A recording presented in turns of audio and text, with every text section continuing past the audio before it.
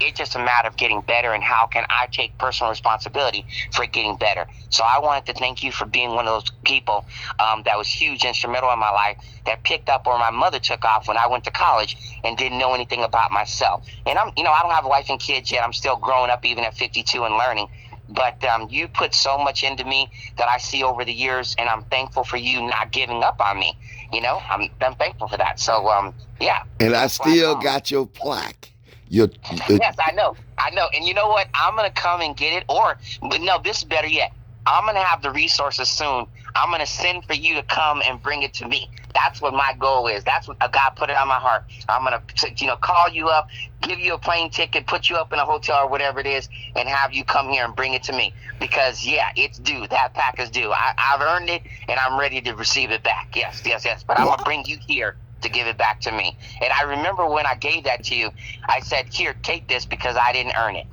And you took it back. And I was like, "Wow." But yeah, I'm good now. But yeah, Wow. Do you remember yeah. any of those students are still in that city?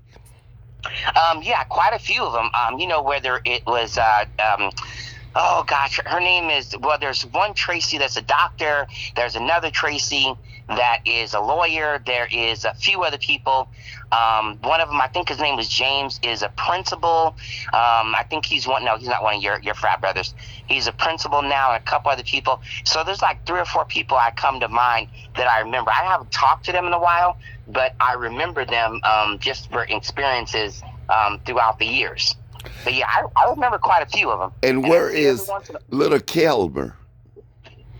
Kelmer is, oh, she's here. Kelmer is here in Phoenix. Her kids are, grown, of course. And she has, I think she might be married. I'm not Yes. sure. Married Yes. again. I don't know if she was married before, but whatever. But I think she's married. And she lives in, I think she lives in South Phoenix off of, no, you know what? She does. Her and her husband lives off of South 24th Street near Southern. Actually, it's Rozier in South Phoenix. And I think she has like a daycare business or something like that. Well, That's the last time I ran into her. well, that would Yeah. be. I will see all of those students if you get me out there. Yeah. Yeah. That would definitely be my pleasure to get you out here to check out everybody that I know that's still around without a doubt. That would definitely be my pleasure to have them see you and everything like that. Yeah. How are you and your family? Oh, wonderful! Yeah, we're getting ready to go and have a little Christmas food shortly, and my sister moved here from Florida, Fort Lauderdale, to Arkansas. Yes. Now, what part of Arkansas are you in? Close to Little Rock. Okay, good, good. Well, my Yes. mother was born and raised in Hope, Arkansas before they moved here. Oh, wow. Uh-huh. Yeah, they're a Southern family, and it was pretty interesting because I talked to my mother's sister, of course her aunt, my aunt, and she told me that they were part of their faith because my grandfather, which is her dad, was a Methodist minister, and then her mother grew up Kojic, Church of God in Christ. Wow. Yeah, and so, but we're Catholic by way of my father, who is Jamaican and Puerto Rican. So we're African American, Jamaican, and Puerto Rican, and we're Catholic by way of his, because the Puerto Rican side, being from the Caribbean, we're Catholic. So I grew up Catholic instead of Kojic or Methodist. But I W- do know the faith pretty well, though. Wow. That Yeah, is great. I learn new things from my aunt. I talk to my aunt quite a bit. She gives me an insight into my mother and how my mother was and stuff like that. And it's been pretty cool. And I'm just grateful every day that I get older and I look at life and look forward to being married and having children. I'm just grateful because it's a big difference being a 19-year-old kid versus a 52-year-old middle-aged man, where you just see things differently and you're more accepting of the ups and downs of life, and you take more control over your situation, and you try to put yourself in good spots where you have people around you that are supportive of your progress. I Yes. think that's one of the things that because I was actually listening to a video of Deion Sanders. I've become a big fan of his in terms of what he did for the school that he was at, and now he's moving on. And I don't have an opinion plus or minus about his decision, because one of the things I learned at 52 is people are going to do what they like, that they need to do what's best for them. So I'm not going to give an opinion. But what I am going to give an opinion is about, he motivates me every day, because I was listening to one of his videos. As I grow this business, and my goal is to grow it into $1 billion business, he talked about the people that he handpicked in that room being change agents.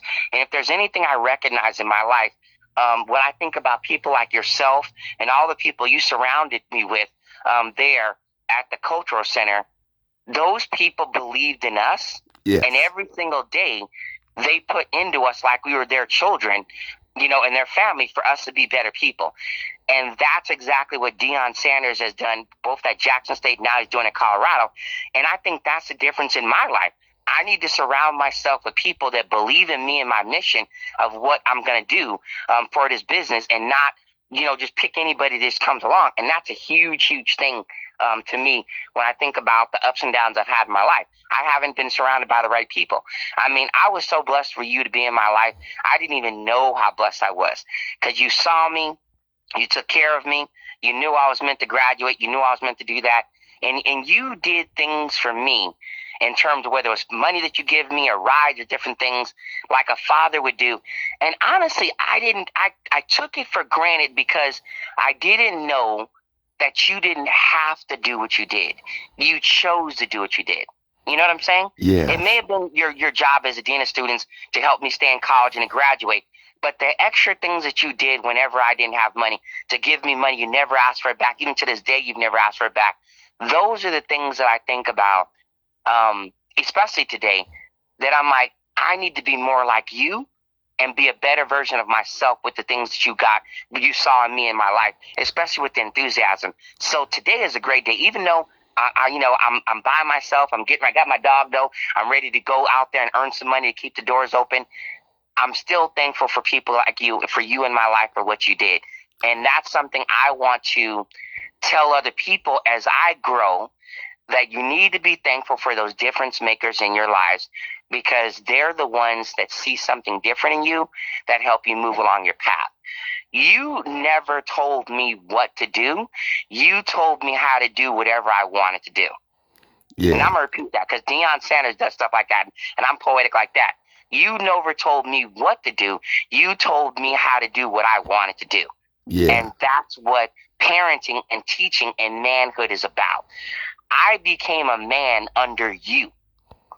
I learned to mature after that, because I wasn't very much as mature as I thought I would be. I'm maturing every day, but you taught me to be a man. Maturity just has to do with interacting with other human beings. And if you don't do a lot, you don't have a lot of practice at the do's and don'ts of dealing with other human beings. But you taught me to be a man. You brought me up, and you kind of baptized me into manhood. So I think that was really cool of what you did, and I'm forever grateful for you. So I am. Will you make certain you send me the text so I can look up that business on the internet, your business? Yes, I will. I'll do that as soon as I get off the phone. I'll text it. And I'm just so thankful for your support in any way, shape, or form that you did for me back then, because I don't know why. I just thought to myself, I said, wait a minute, it's Christmas.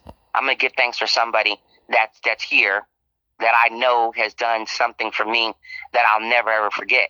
I mean, I got, my bachelor's degree, my master's degree. I went to law school. I got to go back and finish because, financially I couldn't afford to stay.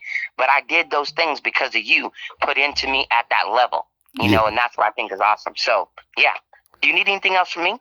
Other than, I appreciate you picking up, recognizing my number. Because I was trying to figure out, I said, wait a minute, this may be a call from somebody important that doesn't have a name by it. So I'm going to put your name. I'm going to put your name by this one. But I need you to send me the name of your business, and so that I can look it up on the internet and see what it really does. Okay, I will do that.